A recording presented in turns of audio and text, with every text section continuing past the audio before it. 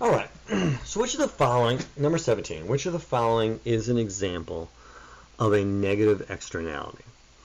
All right, so high prices for necessities such as drinking water in the aftermath of a natural disaster. We talked about this at the beginning of the year. In fact, we did a simulation with like scarce ice. And the whole idea is that high prices for like necessities in that moment actually allows you to reach the equilibrium and prevents other people from buying up all the water and either hoarding it or then selling it on a secondary market. So this is not a negative externality.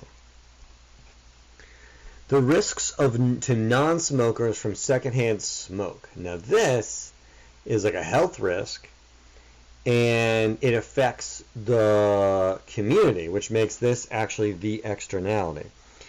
The vaccination of young children for certain contagious diseases. This is written 20 years ago when vaccination was, I'm going to go with less controversial.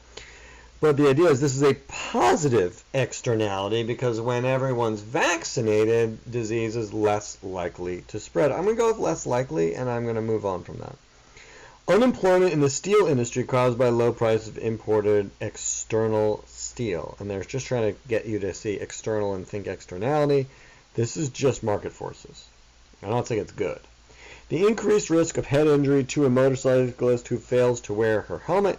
This isn't affecting an externality, right? It's bad. It's a bad thing, and externalities are bad, but they're bad for the community usually, not just an external cost. This cost is borne by the person wearing the helmet. Thus, the answer is B, the risk to non-smokers from secondhand smoke.